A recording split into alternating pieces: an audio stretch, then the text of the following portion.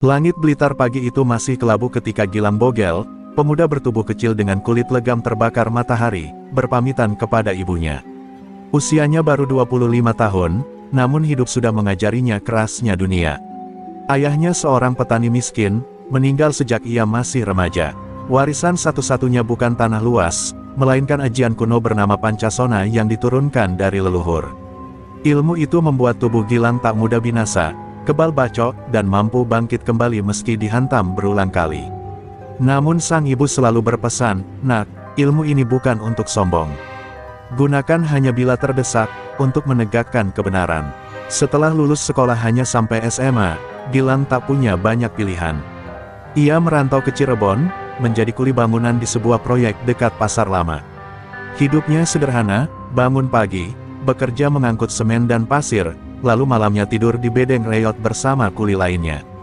Tak ada yang menyangka, pemuda kecil yang sering diejek, Bogel, itu menyimpan kekuatan yang bisa mengubah nasib banyak orang. Hari-harinya berjalan monoton, sampai suatu sore, teriakan dari arah pasar memecah konsentrasi Gilang. Seorang pedagang sayur dipalak 3 preman terminal. Mereka mengacungkan golok, memaksa sang pedagang menyerahkan uang hasil dagang. Orang-orang hanya menonton, tak berani menolong. Gilang yang baru pulang kerja, keringat bercucuran, tiba-tiba merasakan darahnya mendidih. Kenangan masa kecilnya, ketika ayahnya dihajar preman karena tak mampu bayar jatah, kembali terngiang. Tanpa banyak bicara, Gilang melangkah ke arah para preman. Salah satunya mendengus meremehkan, kuli bangunan sok jagoan. Mau ikut campur urusan terminal?" katanya sambil menodongkan golok berkilat. Gilang diam, matanya tajam, penuh amarah yang ditahan. Saat golok itu diayunkan ke tubuhnya, terdengar suara keras srek, seolah besi membelah kayu. Namun anehnya, kulit Gilang tak tergores sedikitpun. Para preman itu kaget. Mereka menyerang lagi, kali ini dengan bacokan bertubi-tubi. Gilang hanya menahan dengan lengannya, tubuhnya berdiri tegak. Darah sama sekali tidak keluar. Satu pukulan balik dari Gilang menghantam dada salah satu preman hingga terlempar ke gerobak sayur. Pasar pun gaduh. Orang-orang bersorak melihat ada yang berani melawan. Kabar kuli kebal bacok segera menyebar ke seluruh pasar, bahkan sampai telinga para preman terminal Cikampek. Gilang tak peduli, ia hanya ingin melindungi rakyat kecil yang diperas. Namun ia tidak tahu, langkah kecilnya itu adalah pintu masuk menuju badai besar yang akan mengubah hidupnya selamanya. Malamnya, di bedeng kumuh, Gilang termenung. Ia meraba bekas bacokan di lengannya yang sama sekali tak meninggalkan luka. Dalam hatinya, ia bergumam, apakah ini jalan yang ditentukan untukku? Atau aku hanya sedang menggali liang kubur sendiri? Di kejauhan, dalam gelapnya lorong terminal, para preman besar mulai membicarakan namanya. "Ada kuli bangunan dari Blitar," katanya kebal bacok. "Jangan biarkan dia besar kepala," bisik seorang preman. Mereka tidak tahu, kuli itu bukan orang sembarangan. Ia adalah pewaris ilmu Pancasona, calon badai yang akan mengguncang terminal Cikampek. Keesokan harinya, suasana Pasar Lama Cirebon masih ramai memperbincangkan kejadian sore sebelumnya. Nama Gilang Bogel mendadak menjadi legenda baru, kuli bangunan kurus yang kebal bacok. Di warung kopi, para pedagang berbisik penuh kagum, sementara sebagian lainnya merasa khawatir. Kalau benar dia sakti, pasti preman-preman besar nggak bakal tinggal diam, ucap seorang sopir angkot dengan nada cemas. Siang itu, Gilang kembali pulang kerja dengan baju belepotan semen. Ia tak ingin mencari masalah, hanya ingin makan dan tidur. Namun takdir punya rencana lain. 3 preman yang kemarin dipermalukan, datang lagi dengan wajah babak belur. Kali ini mereka membawa bala bantuan, seorang preman senior berjuluk Roni Kuda, terkenal brutal, dengan tubuh tinggi besar dan cambang lebat. Jadi ini bocah yang sok kebal itu. Roni mendesis, matanya menyala penuh kebencian. Kerumunan orang segera terbentuk. Pasar mendadak jadi arena duel terbuka. Gilang berdiri tenang, sementara Roni Kuda memutar rantai besi panjang, menghantamkan ke tanah hingga menimbulkan suara menggetarkan. "Kuli tengik, hari ini lu mampus," teriaknya. Orang-orang menahan napas, takut melihat apa yang akan terjadi. Roni menyerang lebih dulu, rantai besi melayang deras menuju kepala Gilang. Suara keras terang terdengar ketika rantai menghantam bahu Gilang. Ajaibnya, ia tetap berdiri. Roni terkejut, tapi tidak menyerah. Serangan demi serangan dilancarkan, rantai, pukulan, bahkan tendangan brutal. Tubuh Gilang berguncang, tapi tak satu pun bacokan meninggalkan luka. Dengan satu gerakan cepat, Gilang menangkap rantai itu dan menarik Roni mendekat. Tinju kerasnya menghantam rahang preman besar itu hingga giginya rontok, darah muncrat ke tanah. Kerumunan bersorak, sebagian berteriak kagum, sebagian lagi terdiam tak percaya. "Astagfirullah, dia benar-benar kebal," bisik seorang pedagang tua. Roni kuda jatuh tersungkur, tubuhnya gemetar menahan sakit. Gilang berdiri di atasnya, matanya tajam menusuk. "Aku bukan cari musuh," katanya lantang, "tapi kalau kalian terus merampas keringat orang kecil, aku yang akan berdiri di depan." Kata-katanya menggema, menggetarkan hati banyak orang di pasar. Sejak hari itu, nama Gilang Bogel bukan lagi sekadar kabar burung. Ia menjadi simbol perlawanan baru, sosok yang berani menentang kesewenang-wenangan. Tapi bersamaan dengan itu, berita tentang dirinya sampai ke telinga 15 raja preman terminal Cikampek. Dan di antara mereka, ada satu nama yang bergetar marah mendengar kabar tersebut, Bang Jago, penguasa terminal yang merasa kekuasaannya mulai diganggu. Sementara malam merambat turun, Gilang menatap langit dari bedeng kumuhnya. Ia tahu, kemenangan hari ini hanyalah awal. Bayangan lebih besar sedang menunggu. Suara ibunya kembali bergema dalam ingatan, "Jangan gunakan pancasona untuk kesombongan, nak. Setiap kekuatan besar pasti membawa musuh yang besar pula." Gilang menggenggam tangannya erat, bersiap menghadapi badai yang tak lama lagi akan datang. Kemenangan Gilang atas Roni kuda membuat terminal Cikampek geger. Para sopir angkot, pedagang, bahkan kernet bas mulai menyebut namanya dengan penuh kagum. Kuli kebal bacok dari Blitar, begitu julukan baru yang melekat padanya. Namun di sisi lain, bisik-bisik itu terdengar bagai duri di telinga para preman terminal. Bagi mereka, terminal adalah ladang emas, dan tidak boleh ada satupun orang luar yang berani merusak tatanan yang sudah mereka kuasai. Di sebuah warung remang di pojok terminal, belasan preman berkumpul. Wajah-wajah bengis dengan tato penuh di lengan menatap serius. Di ujung meja, duduk Bang Jago, salah satu dari 15 raja terminal yang paling disegani. Tubuhnya kekar, penuh luka lama, dengan tatapan mata tajam bagai predator. "Kuli bangunan, kebal bacok, hah, jangan bikin gue ketawa. Kalau dia dibiarkan, sebentar lagi orang kecil bakal berhenti bayar jatah," desisnya. Suaranya membuat semua orang diam. Kabar itu pun sampai ke telinga Iwan Landak, pemimpin tertinggi di antara para raja.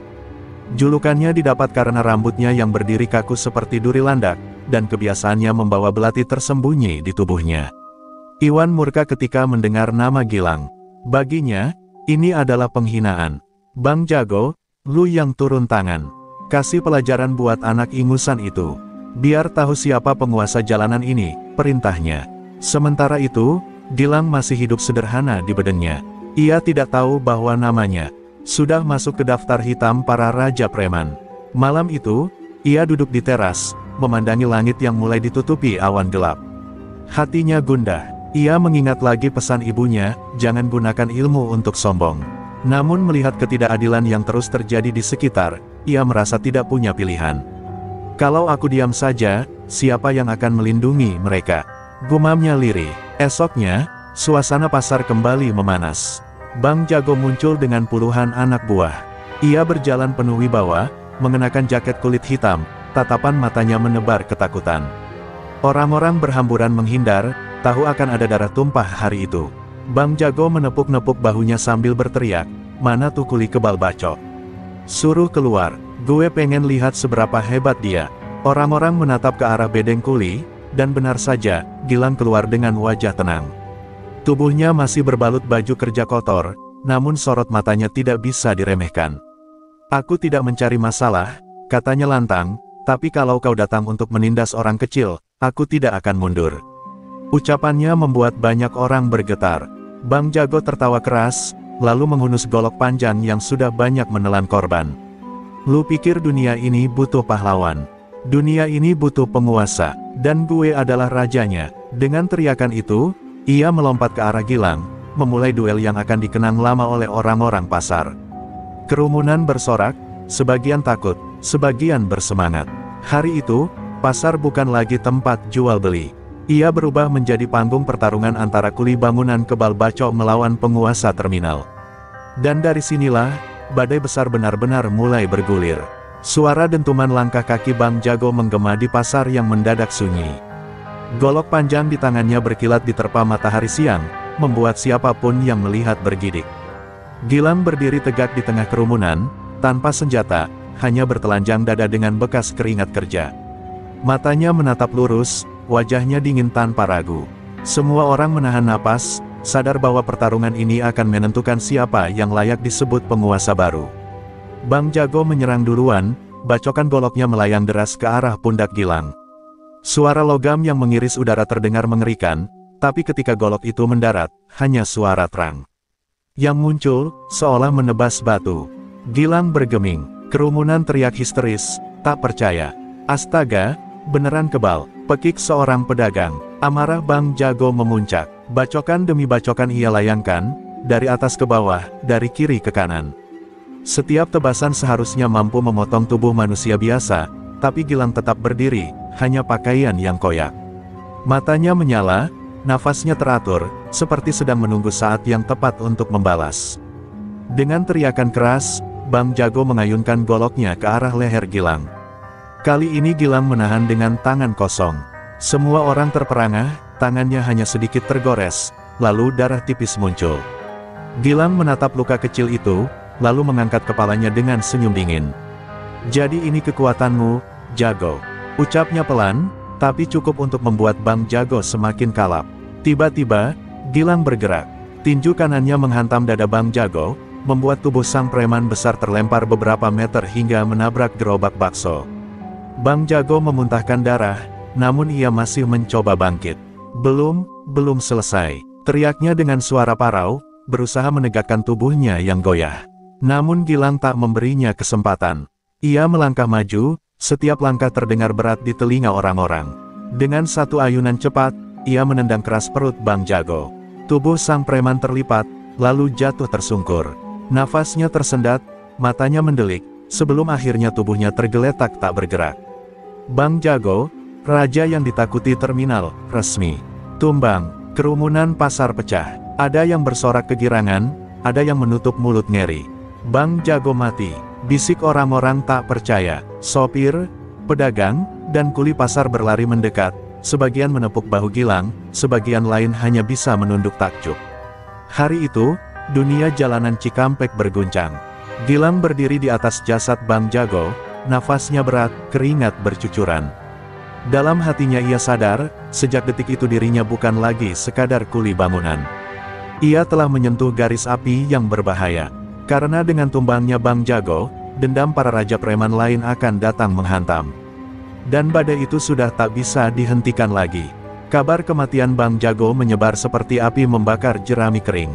Dari warung kopi, terminal, hingga markas judi, semua orang membicarakan satu nama, Gilang Bogel, kuli bangunan kebal bacok yang menumbangkan raja terminal. Bagi rakyat kecil, itu kabar menggembirakan. Namun bagi para preman, itu adalah penghinaan yang tak bisa dimaafkan. Di sebuah gudang tua dekat jalur rel, belasan raja preman berkumpul. Wajah mereka tegang, beberapa masih tidak percaya Bang Jago bisa kalah. Di ujung ruangan, duduk seorang pria dengan rambut tegak lurus seperti duri landak, penuh tato dan luka lama. Dialah Iwan Landak, penguasa tertinggi terminal Cikampek, sosok yang namanya membuat orang gemetar hanya dengan mendengarnya. Iwan menyalakan sebatang rokok, asapnya mengepul ke udara. Tatapannya tajam, penuh kebencian. Bang Jago, preman tangguh, tapi mati di tangan bocah kuli. Ini bukan cuma soal dendam, ini soal harga diri kita semua.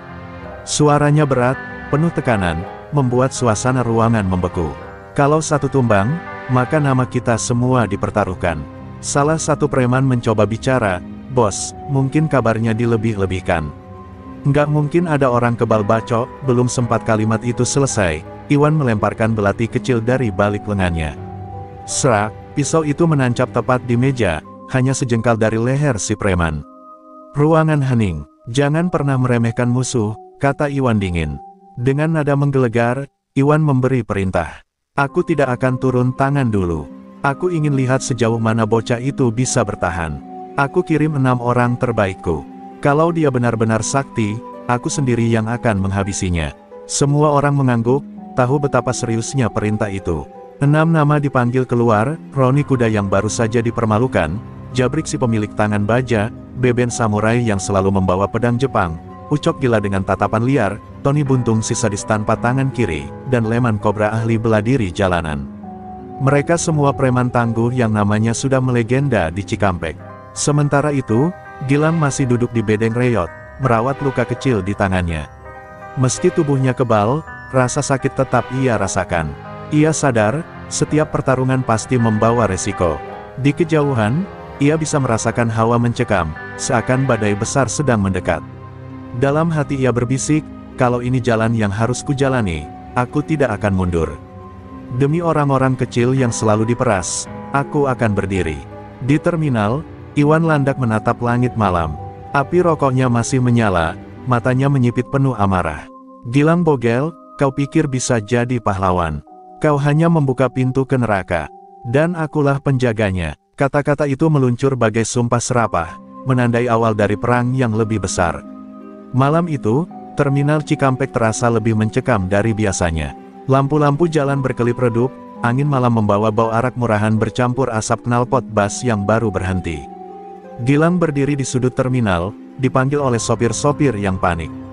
"Mas, hati-hati," katanya 6 preman besar lagi nyariin sampeyan, bisik seorang kernet sambil gemetar. Gilang hanya mengangguk. Di dalam hatinya, ia tahu inilah ujian berikutnya setelah tumbangnya Bang Jago. Suara langkah berat terdengar mendekat. 6 bayangan muncul dari kegelapan, wajah-wajah penuh dendam menyeringai. Di depan, Jabrik menggertakkan tangannya yang besar, bunyinya seperti baja dipukul. Di sampingnya, Beben samurai sudah menghunus pedang panjang berkilat. Sementara Ucok gila tertawa-tawa sendiri dengan mata melotot, seperti orang kerasukan. "Jadi ini kuli kebal bacok itu. Malam ini kita bikin dia jadi sejarah," teriak Roni kuda dengan suara parau. Pertarungan dimulai tanpa basa-basi. Jabrik melompat dengan tinju raksasanya, menghantam dada Gilang. Tubuh Gilang terdorong beberapa langkah, namun ia tetap berdiri. Balasannya cepat, satu pukulan balik ke rahang Jabrik membuat si preman raksasa itu terpelanting menghantam tiang terminal hingga roboh. Penonton yang berkerumun bersorak tak percaya. Beben samurai langsung maju, pedangnya berkelebat memburu leher Gilang.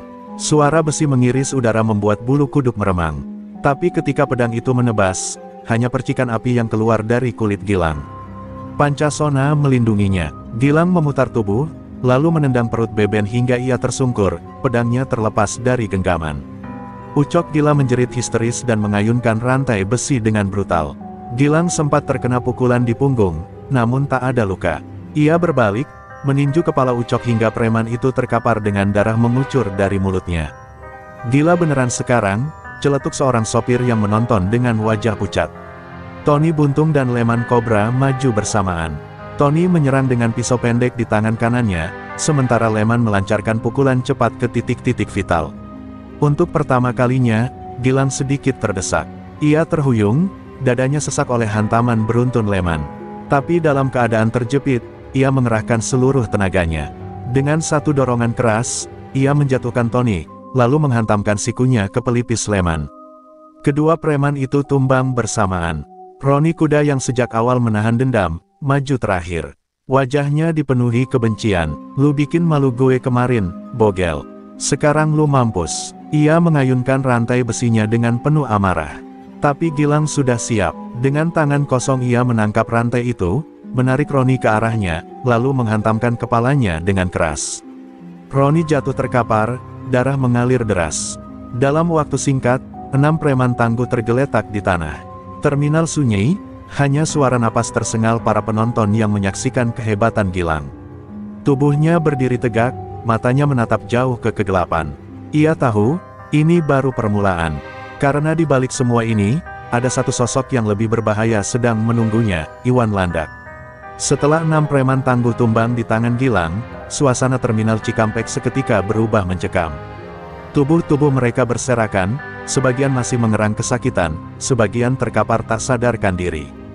Darah mengalir di antara retakan aspal, bercampur dengan botol arak yang pecah. Sopir-sopir truk dan bus menatap pemandangan itu dengan campuran kagum dan takut. Mereka sadar, Malam ini terminal telah berubah menjadi saksi bisu pertarungan yang takkan terlupakan. Kabar kemenangan Gilang menyebar cepat, bahkan sebelum darah di tanah benar-benar mengering. Para kernet dan pedagang asongan berlari keluar terminal, meneriakkan kabar, 6 preman tumbang. Gilang Bogel yang ngalahin. Teriakan itu menyulut keberanian sebagian sopir yang selama ini tertekan. Tapi di sisi lain, kabar itu juga sampai ke telinga orang-orang Iwan Landak, membuat bara dendam semakin menyala. Beberapa preman yang masih setia pada Iwan berhamburan masuk ke terminal. Mereka melihat kawan-kawan mereka sudah terkapar. Amarah pun meledak. Bogel harus mati malam ini. Teriak salah. Satu dari mereka sambil mengayunkan golok. Puluhan preman kecil berlarian, membuat suasana terminal semakin kacau. Penjual makanan menutup gerobaknya, penumpang berlari panik, dan bus-bus yang baru datang buru-buru putar balik. Gilang masih berdiri di tengah terminal, dadanya naik turun menahan letih. Walau tubuhnya kebal, tenaga tetap terkuras. Matanya menatap kerumunan preman baru yang berdatangan. Ia tahu, pertarungan barusan hanyalah pemanasan. Sekarang ia harus menghadapi gelombang berikutnya. Kalau kalian mau jatuh kayak mereka, maju saja. Teriaknya lantang, membuat nyali sebagian preman ciut, tapi sebagian lain justru semakin nekat. Bentrok pun pecah. Terminal seketika berubah jadi ladang pertempuran. Gilang menghantamkan tinjunya ke wajah lawan, menendang perut, menjatuhkan siapa saja yang berani mendekat. Tapi jumlah musuh semakin banyak. Ada yang melempar kursi, ada yang menyerang dengan besi panjang, ada pula yang berusaha menusuk dari belakang. Terminal yang biasanya riuh dengan teriakan penjual tiket, kini dipenuhi suara jeritan, benturan besi, dan teriakan marah. Beberapa sopir yang melihat keberanian Gilang, ikut membantu. Mereka melempar batu, kayu, bahkan ada yang nekat mengayunkan kunci roda ke arah preman. Kita nggak bisa diem aja. Sudah saatnya lawan, teriak seorang sopir tua. Dukungan itu membuat suasana semakin kacau, terminal kini tak lagi sekadar tempat singgah, tapi berubah jadi arena perang rakyat melawan premanisme. Namun di tengah hiruk-pikuk itu, muncul sebuah mobil hitam berhenti di depan terminal. Pintu terbuka, dan keluar seorang pria berperawakan kekar dengan rambut cepak rapi, wajah penuh bekas luka, dan tatapan tajam seperti binatang buas. Semua preman langsung memberi jalan. Iwan Landak datang juga akhirnya, bisik salah satu kernet dengan wajah pucat pasi. Gilang menoleh, tubuhnya bergetar bukan karena takut, tapi karena ia tahu, inilah lawan sesungguhnya. Suasana terminal mendadak hening, hanya suara angin malam yang berdesir. Pertarungan melawan Iwan Landak sudah di depan mata, dan darah lebih banyak pasti akan tumpah malam ini. Langkah kaki Iwan Landak terdengar berat, setiap hentakannya seolah mengguncang tanah terminal Cikampek. Semua preman yang tadi ribut langsung bungkam. Tatapan tajamnya menyapu kerumunan, hingga akhirnya berhenti pada sosok Gilang Bogel yang berdiri tegak dengan darah lawan masih menempel di tangannya. Jadi ini bocah yang bikin 6 anak buahku kayak bangkai. Suaranya serak, tapi penuh wibawa dan kebencian. Gilang tak bergeming, meski tubuhnya sudah dipenuhi lebam dan nafasnya terengah, sorot matanya tetap berapi-api. Kalau kau yang nyuruh mereka, kau juga yang harus tanggung jawab, balasnya lantang. Kata-kata itu membuat terminal kembali riuh. Sebagian penonton bersorak memberi semangat, sebagian lagi hanya bisa menahan napas, tahu bahwa bentrokan besar akan meledak. Iwan tertawa dingin, lalu menjentikkan jarinya. Seketika, belasan preman baru maju serentak menyerang Gilang. Mereka datang dengan parang, rantai, dan balok kayu. Terminal kembali bergetar oleh benturan besi dan jeritan. Gilang mengeluarkan seluruh tenaganya, memukul, menendang, dan menumbangkan satu persatu. Namun kali ini, jumlah mereka terlalu banyak, membuat Gilang terdesak. Tubuhnya sempat terhantam balok kayu hingga terhuyung, tapi ajian Pancasona membuatnya tetap berdiri. Sopir-sopir yang tadi membantu sudah kewalahan. Beberapa terkena bacokan, beberapa lari menyelamatkan diri. Kini Gilang benar-benar terpojok, dikeroyok tanpa ampun. Iwan Landak hanya berdiri sambil menyeringai, menikmati bagaimana Gilang perlahan-lahan dikepung. Ilmu kebalmu hebat, Bogel, tapi kita lihat, sampai kapan kau bisa bertahan, ucapnya dengan tatapan penuh ejekan. Namun, di saat kritis itu, Gilang mengingat pesan mendiang ayahnya, Pancasona bukan hanya kebal, tapi juga sumber kekuatan jiwa. Semakin kau terdesak, semakin besar kekuatanmu.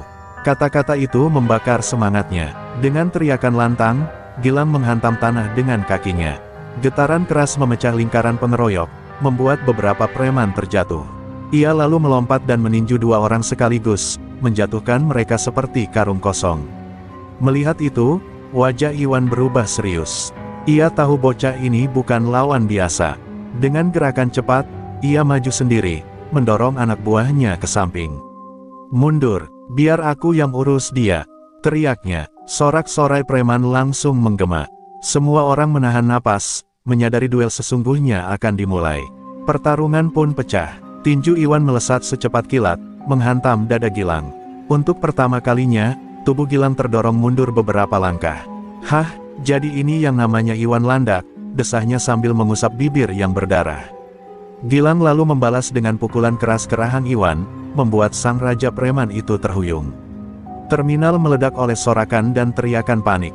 Malam itu, terminal Cikampek benar-benar menjadi neraka. Serangan balik Iwan Landak telah dimulai, dan duel maut antara dua penguasa baru akan menentukan siapa yang berhak berdiri, dan siapa yang akan jatuh untuk selamanya. Pertarungan antara Gilang Bogel dan Iwan Landak membuat seluruh terminal Cikampek berguncang. Setiap pukulan yang dilepaskan keduanya menimbulkan dentuman keras, seolah-olah besi dipukul dengan palu baja. Para sopir, kernet, dan pedagang hanya bisa bersembunyi di balik bas atau truk, menyaksikan duel itu dengan wajah pucat. "Astagfirullah, manusia apa mereka itu?" gumam seorang sopir tua sambil memeluk anaknya erat-erat. Suasana terminal berubah jadi neraka terbuka. Jeritan terdengar dari berbagai sudut. Preman-preman kecil yang tak kuat melihat giliran mereka ditumbangkan, mulai melarikan diri, meninggalkan Iwan yang masih bertahan. Namun kabur mereka justru menimbulkan kepanikan baru.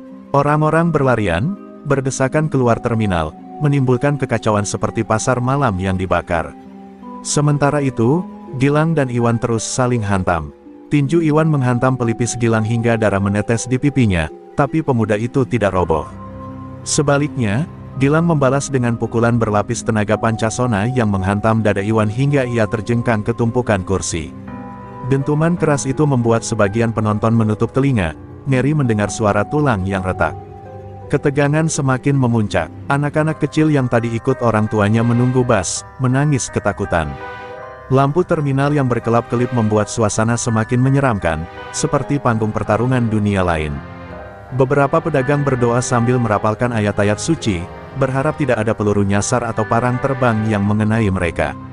Di sisi lain, preman-preman yang tersisa mulai kehilangan nyali. Mereka melihat Gilang seolah bukan lagi manusia, melainkan sosok kebal yang tak bisa ditembus senjata. "Setan, dia bukan manusia," teriak salah satu preman sambil berlari. Namun Iwan Landak, dengan mata merah membara, menggeram, "Siapapun yang mundur malam ini, aku sendiri yang bunuh." Ancaman itu membuat beberapa dari mereka gemetar, tak berani lari tapi juga tak sanggup maju. Terminal kini penuh kekacauan. Ada yang berlari menyelamatkan diri, ada yang terjatuh dan terinjak-injak, ada pula yang justru mengambil kesempatan untuk menjarah kios-kios yang ditinggal pemiliknya. Polisi belum juga datang, seolah takut ikut campur. Malam itu, terminal Cikampek menjadi wilayah tak bertuan, dikuasai oleh ketakutan dan darah.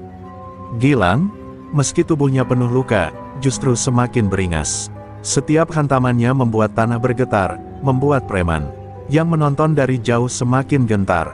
Iwan Landak pun merasakan tekanan luar biasa. Untuk pertama kalinya dalam hidupnya, ia merasa ada bayangan kekalahan. Wajahnya yang biasanya dingin kini mulai diliputi amarah bercampur cemas. Di balik hiruk-pikuk itu, satu hal menjadi jelas, pertempuran malam ini bukan lagi sekadar soal rebutan wilayah terminal, tapi soal hidup dan mati. Ketakutan merajalela, kekacauan menelan semua, dan hanya satu yang akan keluar sebagai penguasa baru terminal Cikampek. Tubuh Gilang Bogel berdiri tegak meski darah menetes dari pelipis dan bibirnya. Sorot matanya berkilat, seolah ada api yang menyala di dalamnya. Iwan Landak yang masih terengah menatap dengan tatapan penuh amarah bercampur heran. "Bocah sialan, kenapa kau belum roboh juga?" raungnya. Preman-preman di sekelilingnya ikut terdiam, mereka tak lagi melihat Gilang sebagai manusia biasa, melainkan sosok aneh yang tubuhnya tak bisa dihancurkan. Gilang mengusap darah di wajahnya lalu menatap Iwan dengan senyum tipis. "Kau ingin tahu kenapa aku tidak jatuh? Karena aku pewaris ilmu Pancasona. Ilmu yang membuat tubuhku bangkit meski 1000 kali kau hancurkan. Ucapannya membuat terminal mendadak hening. Hanya suara angin malam yang berdesir, membawa aroma darah dan debu. Bagi orang awam, kata Pancasona terdengar asing, tapi bagi sebagian preman tua, kata itu bagai bisikan neraka yang menakutkan. Seorang kernet yang bersembunyi di balik bas berbisik lirih, Pancasona, itu ilmu kebal yang katanya bikin orang hidup lagi meski sudah mati. Bisikan itu menyebar cepat, membuat sebagian orang yang menonton mulai mundur perlahan, takut terkena kutukan. Sementara Gilang menatap Iwan tanpa berkedip, dadanya berdegup keras, tapi keyakinannya tak tergoyahkan. Iwan Landak mendengus, mencoba menutupi rasa gentarnya.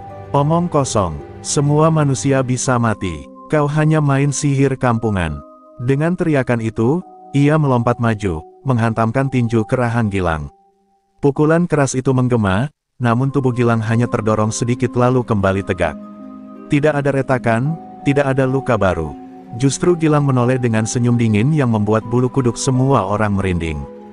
Dengan perlahan, Gilang membuka bajunya yang sudah compang camping, memperlihatkan tubuhnya penuh lebam tapi tidak ada luka yang menembus.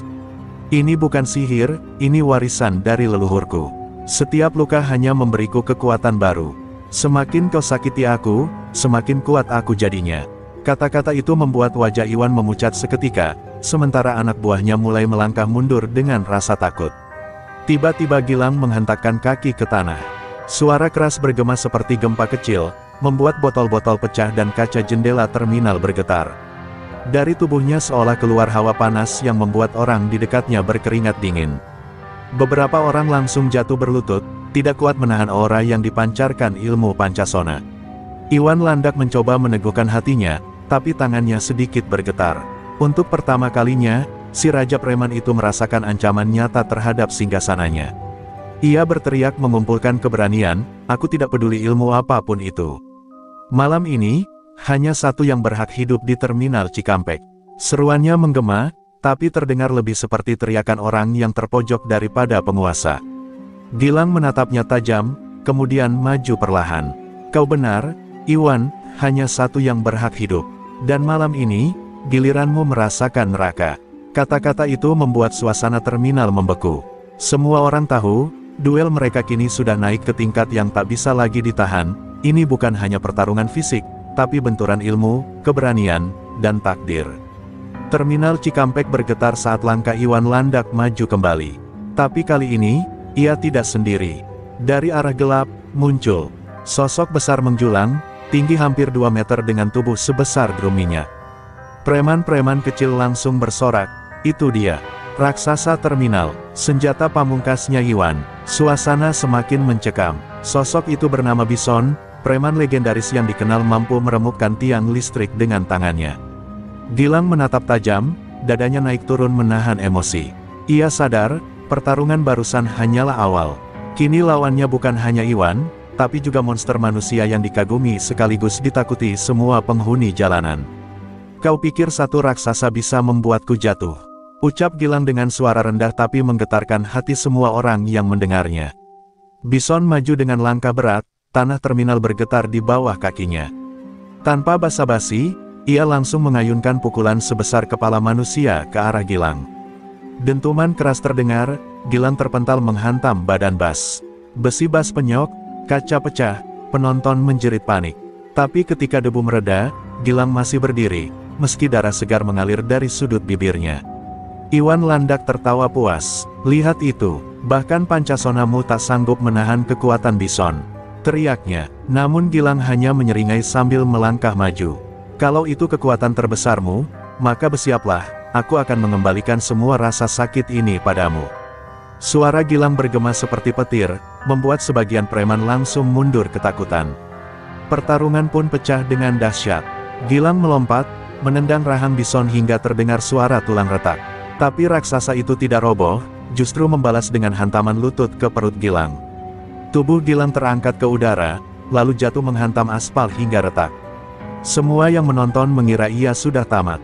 Namun, perlahan ia bangkit lagi, dengan mata yang semakin merah menyala. Semakin aku jatuh, semakin aku bangkit, bisik Gilang sambil mengepalkan tinjunya. Pancasona di tubuhnya mulai bekerja lebih kuat. Urat-urat di lengannya menonjol, tubuhnya memancarkan hawa panas yang membuat udara sekitar bergetar. Dengan teriakan keras, ia menghantam bison tepat di dada. Dentumannya membuat raksasa itu terlempar beberapa meter, menghantam gerobak dan menghancurkannya seketika. Kerumunan terdiam, tak ada yang pernah melihat bison terlempar sejauh itu. Wajah Iwan Landak berubah pucat, tapi ia mencoba tetap tenang. "Bison, bangkit, bunuh dia!" teriaknya panik. Raksasa itu berusaha berdiri, namun tubuhnya goyah, darah mengalir dari mulutnya. Gilang melangkah mendekat, setiap langkahnya seperti dentuman genderang perang. Kini duel bukan hanya soal otot dan kekuatan, tapi tentang siapa yang punya tekad paling keras untuk bertahan hidup. Dan malam itu, di tengah ketakutan dan kekacauan, semua orang menyadari satu hal, Gilang Bogel bukan hanya sekadar kuli bangunan kebal bacok, tapi calon legenda jalanan yang akan meruntuhkan singgasana Iwan Landak. Bison terkapar di tanah, tubuh raksasanya gemetar menahan sakit. Semua orang yang menyaksikan terdiam, tak percaya raksasa terminal yang selama ini ditakuti bisa dijatuhkan seorang pemuda kurus berusia 25 tahun. Sorak-sorai kecil mulai terdengar dari para sopir dan kernet yang sebelumnya ketakutan. "Gilang, Gilang, hajar terus!" Suara itu semakin lama semakin membesar, menjadi kobaran semangat yang menggema di seluruh terminal. Namun, di balik riuhnya suara pendukung Gilang, ada sepasang mata yang mengintai dari bayangan. Sosok itu adalah Romi Tikus, tangan kanan Iwan Landak yang selama ini dikenal licik dan berbahaya. Ia menatap tajam ke arah Gilang, tapi bukan dengan niat membantu tuannya. Ada dendam lama yang ia simpan kepada Iwan, dendam yang akhirnya menemukan celah malam ini. Iwan Landak maju ke tengah arena, wajahnya merah padam karena amarah. "Bogel, kau sudah membuat malam ini jadi malam aib bagiku. Tapi aku, bersumpah, aku sendiri yang akan menguburmu hidup-hidup," teriaknya lantang. Gilang berdiri tegap, menatap musuhnya dengan dingin. "Kalau begitu, mari kita akhiri semua ini." Sorak-sorai kembali pecah, menambah tegang suasana. Saat Iwan bersiap menyerang, Romi Tikus diam-diam bergerak ke arah belakang, membawa sebilah pisau kecil yang berkilat di bawah cahaya lampu terminal. Tapi arah tusukannya bukan ke Gilang, melainkan ke punggung Iwan. Dengan cepat, pisau itu menancap dalam. "ARGHHH!" teriak Iwan, tubuhnya terhuyung ke depan. Semua orang terkejut, tak menyangka pengkhianatan terjadi di tengah duel. "Maaf, Bang," bisik Romi dengan senyum dingin. "Kau sudah terlalu lama berkuasa. Sekarang giliran aku yang naik tahta." Pengkhianatan itu membuat suasana terminal kacau. Preman-preman Iwan yang setia langsung menyerang Romi, sementara sebagian lain malah bersorak, karena selama ini mereka juga muak dengan kekejaman Iwan. Terminal kembali jadi lautan bentrokan, kali ini bukan hanya antara Gilang dan preman, tapi juga antar preman yang saling berebut kepentingan. Gilang terdiam sejenak, menyaksikan drama itu. Ia sadar, dunia preman bukan hanya soal otot, tapi juga penuh pengkhianatan. "Jadi beginilah wajah sebenarnya kekuasaan jalanan," gumamnya lirih. Tapi ia tak bisa membiarkan situasi makin kacau. Ia melangkah maju, berdiri di antara Iwan yang terluka dan Romi yang tersenyum licik. Romi menatap Gilang dengan tatapan menantang. "Kalau kau pikir sudah menang, kau salah. Justru aku yang akan jadi raja di terminal ini, bukan kau, bukan juga si Landak tua ini." Ia lalu menghunus pisaunya lagi, bersiap menyerang Gilang. Para penonton menahan napas, sadar bahwa duel berikutnya akan lebih berbahaya, karena Romi bukan sekadar preman, tapi ular berbisa yang pandai mengintai momen. Dan malam itu, di terminal Cikampek yang sudah berdarah-darah, muncul babak baru yang tak pernah dibayangkan siapapun, perang tiga pihak antara Gilang, Iwan Landak yang terluka, dan Romi Tikus sang pengkhianat. Tak ada lagi kawan sejati, hanya ada siapa yang tercepat menghunus senjata dan siapa yang terakhir berdiri. Malam itu terminal Cikampek berubah menjadi medan perang. Lampu-lampu jalanan berkelip redup, dan puluhan anak buah preman berlarian menyingkir, menyisakan lingkaran besar di tengah terminal. Di sana, Gilang Bogel berdiri seorang diri, tubuhnya penuh luka tapi sorot matanya tetap menyala. Dari arah berlawanan, 15 raja preman muncul satu persatu, membawa senjata tajam, tubuh penuh tato, wajah mereka dipenuhi amarah. Mereka sudah sepakat, malam itu Gilang harus mati, bagaimanapun caranya.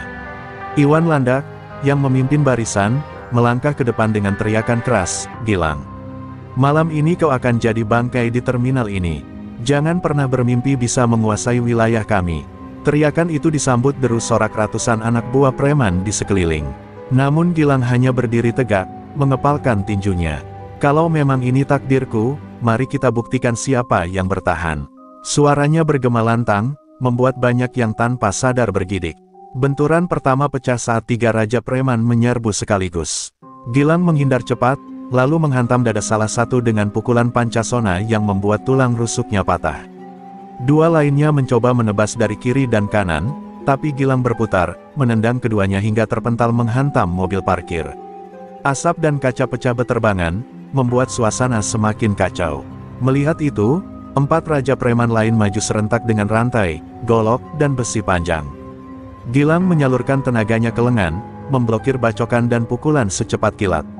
Rantai melilit lengannya, tapi dengan sekali tarikan keras, ia menghantamkan tubuh lawan ke aspal hingga tulangnya hancur.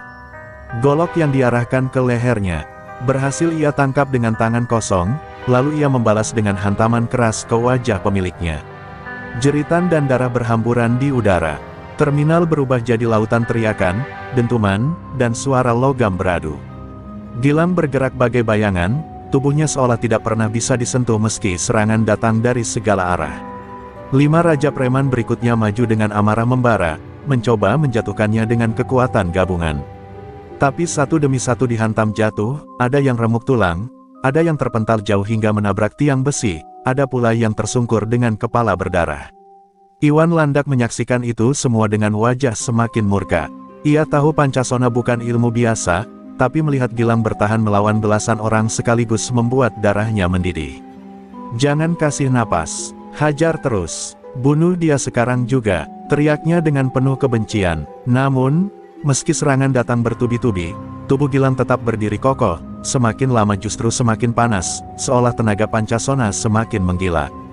Darah bercipratan kemana-mana, jeritan kematian memenuhi udara. Para saksi yang bersembunyi di balik bas dan kios terminal hanya bisa menahan napas, tidak percaya apa yang mereka lihat. Seorang kuli bangunan dari Blitar, seorang pemuda 25 tahun, kini bertarung sendirian melawan 15 penguasa jalanan. Malam itu terminal Cikampek benar-benar menjelma menjadi neraka dunia. Dan di tengah kengerian itu, Gilang berteriak lantang sambil mengepalkan tinjunya yang berlumuran darah, "Aku tidak akan berhenti, sampai tirani ini runtuh." Sorakan dan jeritan bercampur menjadi satu, menandai dimulainya perang besar yang akan menuliskan sejarah baru terminal Cikampek. Asap rokok, bau bensin, dan darah bercampur jadi satu di udara terminal Cikampek malam itu.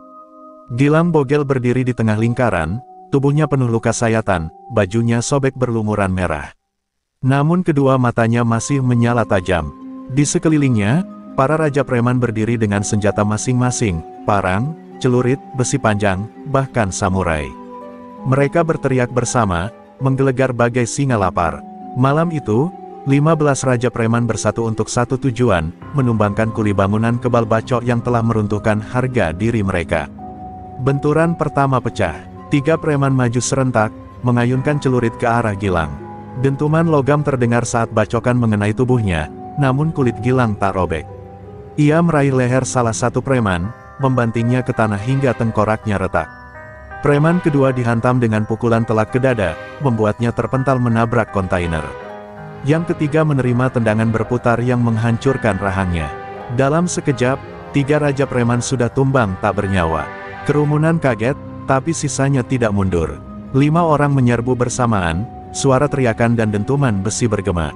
Gilang berputar cepat, jurus pancasona mengalir di setiap gerakannya. 1 orang ditendang hingga menembus kaca bas, darah muncrat dari kepalanya. 2 lainnya dihantam bersamaan dengan pukulan ganda ke perut, membuat isi perut mereka berhamburan. Sisa 2 mencoba kabur, tapi Gilang melempar batu besar yang menghantam punggung salah satunya, lalu menekuk leher terakhir dengan kekuatan supranaturalnya. Iwan Landak menonton dengan mata membelalak, wajahnya pucat. Dia bukan manusia, dia iblis, gumamnya. Tapi 6 raja preman yang tersisa tetap maju. Mereka tahu mundur sama saja dengan mati. Mereka mengepung Gilang, menyerang dari segala arah. Gilang mengeluarkan teriakan panjang, suara dari dasar perutnya bergema seperti guntur. Ia menghantam tanah dengan kakinya, dan kekuatan pancasona meledak. Gelombang energi menghantam 6 tubuh sekaligus, melemparkan mereka ke udara sebelum jatuh menghantam aspal keras. Suasana hening seketika, tubuh-tubuh itu tak bergerak lagi, sebagian dengan kepala pecah, sebagian dengan dada remuk. Hanya tersisa Iwan Landak, sang pimpinan, yang kini gemetar menahan rasa takut. Gilang berjalan perlahan mendekat, setiap langkahnya terdengar seperti pukulan palu di telinga para saksi. Iwan mencoba menghunus pisau lipatnya, tangannya bergetar hebat. Jangan dekati aku. Suaranya serak, penuh panik. Namun Gilang terus melangkah tanpa bicara. Sekali pukulan ke wajah, darah Iwan muncrat. Gilang meraih kerahnya, menatapnya dengan mata merah membara. Semua ini, balasan dari doa orang-orang yang kau tindas, bisiknya dingin, sebelum menghantamkan kepalan terakhir ke dada Iwan. Terdengar suara tulang remuk, dan tubuh Landak terkulai tanpa nyawa. Terminal Cikampek mendadak sunyi. Tak ada lagi sorak, tak ada lagi teriakan. 15 raja preman yang selama ini jadi penguasa, kini terkapar dalam genangan darah mereka sendiri. Gilang berdiri di tengah tumpukan mayat, tubuhnya berlumuran darah musuh. Para sopir kecil dan pedagang terminal yang bersembunyi mulai keluar perlahan, menatapnya dengan campuran takut dan hormat. Malam itu, semua orang tahu, sejarah terminal Cikampek berubah selamanya. Malam di terminal Cikampek masih dipenuhi bau darah dan asap kendaraan yang terbakar. Tubuh 15 raja preman tergeletak kaku, menjadi saksi bisu kebangkitan seorang kuli bangunan dari Blitar. Gilang Bogel berdiri di tengah lingkaran maut itu, napasnya terengah, wajahnya penuh luka, tapi matanya tetap menyala. Malam itu, bukan hanya ia yang menentukan nasibnya sendiri, tapi juga takdir seluruh terminal. Kerumunan mulai keluar dari persembunyian. Para sopir kecil, pedagang kaki lima, bahkan anak-anak jalanan menatap Gilang dengan campuran takut dan kagum. Seorang sopir tua berlutut, suaranya bergetar, "Kau penyelamat kami. Kau yang meruntuhkan rantai teror ini." Suara itu disusul teriakan lain, lalu ratusan orang mengangkat tangan mereka, bersorak menyebut nama Gilang.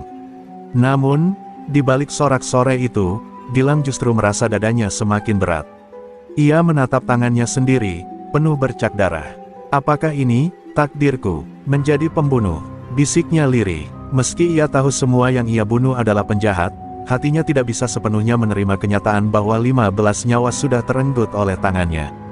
Bayangan wajah mereka menghantui benaknya, bercampur dengan teriakan-teriakan maut yang masih menggema di telinganya. Namun di balik kebimbangan itu, ia teringat pesan almarhum ayahnya, "Pancasona bukan untuk kesombongan. Itu adalah warisan untuk melindungi, bukan menindas." Kata-kata itu kembali menguatkan hatinya. Gilang sadar, jalan yang ia pilih bukan sekadar untuk menumpahkan darah, tapi untuk menghentikan tirani yang sudah terlalu lama menguasai terminal Cikampek. Di kejauhan, suara sirene polisi mulai terdengar. Lampu merah biru menyinari malam. Gilang tahu, apa yang ia lakukan pasti akan menarik perhatian aparat, dan mungkin dirinya akan dianggap penjahat baru. Tapi ia tidak gentar. Dengan langkah mantap, ia berdiri tegak, menatap kerumunan. "Kalau aku harus menanggung dosa demi melindungi kalian, biarlah ini jadi jalanku," ucapnya lantang, membuat semua orang terdiam. Beberapa sopir maju, mencoba melindunginya. Mereka berkata, "Kalau polisi datang, kami bersaksi. Kau bukan pembunuh, Gilang. Kau penyelamat kami." Suara solidaritas itu menggema, menunjukkan bahwa keberanian Gilang telah menyalakan api persatuan di hati rakyat kecil. Malam itu, terminal Cikampek yang dulu dikuasai preman kini berdiri di bawah semangat baru, keberanian untuk melawan ketidakadilan. Gilang menatap ke langit, bulan purnama bersinar pucat di atas kepalanya. Ia tahu perjalanannya tidak berhenti di sini. Masih ada dendam, masih ada bayangan gelap yang mungkin akan mengejarnya, tapi ia sudah siap. Malam itu, ia bukan lagi Gilang Bogel, kuli bangunan kebal bacok dari Blitar. Ia adalah penguasa baru terminal Cikampek, legenda hidup yang ditulis dengan darah dan keberanian. Takdirnya telah ditentukan, dan seluruh Cikampek menjadi saksi lahirnya nama baru yang akan selalu dikenang, Gilang Bogel, pewaris Pancasona.